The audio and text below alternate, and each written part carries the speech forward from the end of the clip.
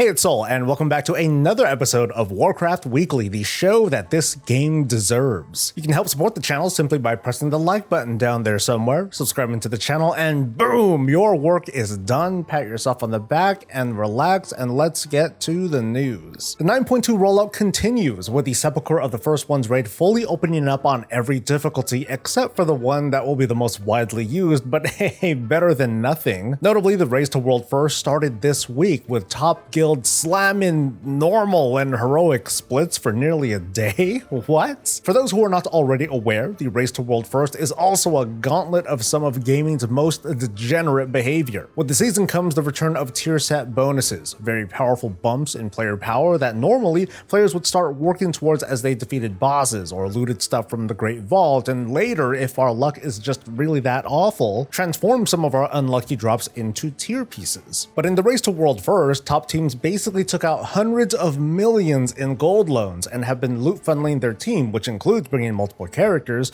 by bringing in people who are eligible to trade their drops, notably tier pieces, in exchange for a bunch of this gold. It's a very interesting system of loops being set up here, with massive gold redistribution between the top whales in the game and top raiders and people who just happen to be lucky. This is later followed by these top teams selling carries to pay these loans back, hooking up other players who have the gold who are buying into it. No doubt the WoW token kind of spoils the conversation, but from a non-world first raider perspective, it's pretty fascinating. We could be more than just spectators in this case. In a weird way, people can support their favorite teams by just showing up, and they get hooked up with gold for doing it. The reality, though, is that the race does bring out the most fringe behavior in World of Warcraft, with actions like this testing and exposing edge cases in game systems for all to see. The high visibility threatens to set the tone, the vibes, the expectation, the something that this is what top tier raiding is, or at a glance, this is how the World of Warcraft should be played. The race is not an event directly supported by Blizzard and the WoW team, and clearly, with the way that tier bonuses and trading restrictions and personal loot works, they are not doing much to cater to the, I guess, dozens of players over everybody else. And so, the old questions return. What about master loot, or I guess guild master loot, or tweaking the restrictions that come from personal loot? There are tons of opinions on that, and here is the place to share your own. On a slightly lesser note, at least as of this recording, only one guild has defeated the Jailer on heroic difficulty, and that's the Chinese guild Alpha. Here's why though. One look at the loot table and you can see that the loot table isn't all that compelling. The drops have a higher item level than most of the other bosses. There are some strong weapons for certain specs, but between that and some not very good trinkets, it's not surprising that top guilds at least have skipped over the heroic Jailer to save some time. This is sort of cool in a way too, because once top guilds do reach the Jailer on Mythic, they're likely to just focus on that, giving spectators a view of said guilds taking him on at the highest difficulty pretty blind. And with the raid fully opened up, with the Jailer being defeatable, came the cinematic after the encounter, and boy, it was an event. I talked about it openly in a previous stream, and I'm not going to spoil the details here, but people were unsurprisingly upset over the ending.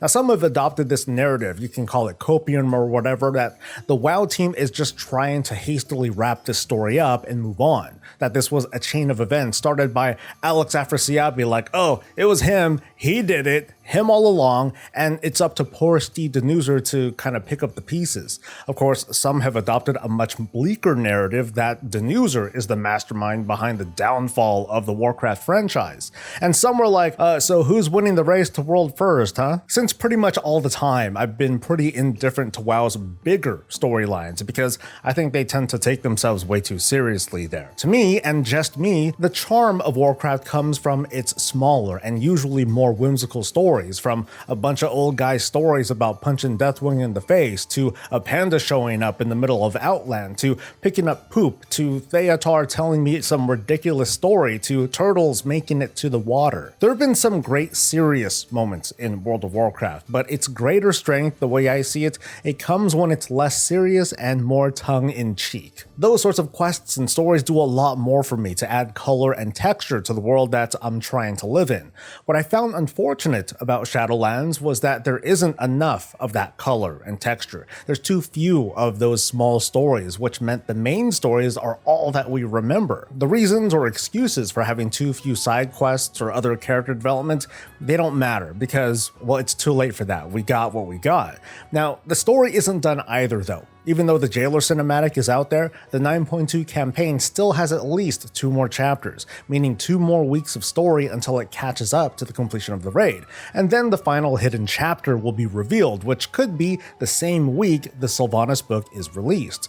So if you're mad now, save your strength, champion. You might need it. Thanks to statements from Denuser and Ian Hazacostas, we have no choice but to accept their truth that Shadowlands was indeed a 3-part story. So it's going to be a while before we learn what Gallywix was doing in Tazavesh, and we'll be left wondering if Bane's presence in the Shadowlands was anything more than just, what, a lingering grudge from Sylvanas? But then we got to look towards the future. Once again, my predictions were super correct, and once again, I was hella wrong. I was right that the WoW team would have an announcement for a reveal of their new expansion the week of Mythic Progression. I did not expect that the wait for said reveal would be over a month. The 10.0 announcement will happen April 19th, probably mid-morning in Blizzard time, and coincidentally the same week the final wing of Raid Finder opens in the SFO raid. Couple takeaways from this. 1, leak season is gonna be a lot longer than we thought. Thanks to having a scheduled date, the leaks are likely to intensify, while others are gonna work their mysterious computer magic and look for actual leaks, from trademark filings to store products that shouldn't be public,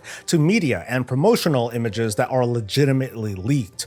Now, this is the one situation where I'm actually gonna be careful about what I cover on this channel, because helping to spread credible, maybe real leaks could be bad news for my relationship with the WoW team, whatever that is. And I want to be able to keep roasting them with my survival guides. Second takeaway is, dude, a month? Blizzard? Like, really? A month is a long time. Like, last time it did take a month because of widespread protest and a national conversation here in the United States. But this month-long delay is on purpose. Remember when I said, hey, we're gonna have 10.0 in 2022?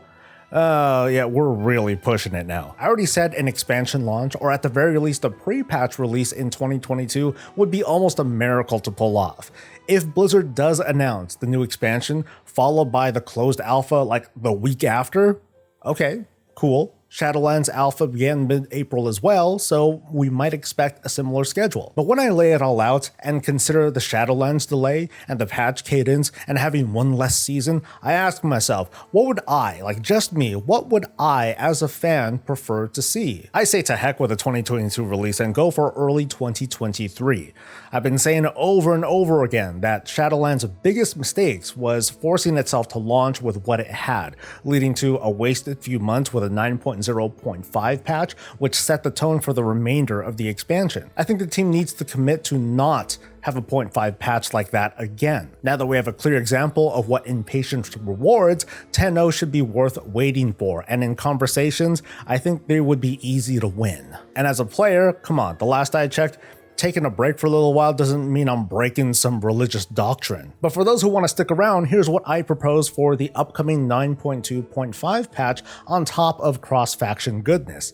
And that's to revamp the weekly events to make them, a little bit more dynamic and exciting, I guess. Like, make them a little bit more fun. Remember in 2020 when we had time walking every week from start to finish that one time? Or when we had a double XP event for alts? In 9.25, I say patch something in where the WoW team can just be like, boom, hit a switch and make that happen while we're in the middle of not just this particular season, but any season. Set up double currency events for things like anima or ciphers or whatever MacGuffin thing is coming in the future. How about double the drops in legacy loot mode? Or how about removing the weekly lockouts in legacy loot mode instead? Or how about both? Or even adding more random loot to Torghast drops and vendors. Having new things to do is nice, right? But they don't last. I want to see overhauls of old features to ensure that they do last. But if all else fails, my backlog of games is really intense and there's a ton of transmog that I have to collect, so I guess no matter what, I'm just a sucker, and that's the show. So small updates. First week of the season, it took me and my team like 7 hours to take out the first 3 bosses in the SFO raid. Nice. This week, it took about like half an hour or so to take out those 3 bosses, and then another 20 minutes on that new worm boss thing. And then the remainder of our raid time this week was spent finding out that we're under-geared, followed by a round of mythic keys to, sort of get us up to speed. Overall, I found this week to be pretty fun, especially seeing the team try to work things out with all that they've got. And I'm pointing this out, and I'm making myself vulnerable to finger pointing and laughing that we're a bunch of undergeared little scrubs, because I feel like some folks out there need to see that there are people out there, like us, who take value in this game, who are not world first raiders, who are not as proficient as some parts of the game, whether it's physical or mental. Part of my work as a raid lead and a guild master or whatever is to challenge my team to perform better while not pushing them too hard or making them feel bad, which in itself is challenging to do because I am trying to push them to do better. And no matter how I spin it, me telling someone that they're underperforming does make them feel bad to a certain extent. But with a round of keys and hopefully something nice from the Great Vault and a quick clear of those first 4 bosses in the raid on Tuesday, it should give us enough that we need to take down that dragoon looking thing, whatever. But I know we're gonna get it, and I'll leave you guys a mini update next week. But how about you guys? How have your adventures in the new raid been like? Or if you're playing other games, feel free to share. Any cool moments that you've had, talk about it in a comment below. A big shout out to the Twitch fam for sticking around and hanging out even while the big race is going on. To my patrons, oh hell no.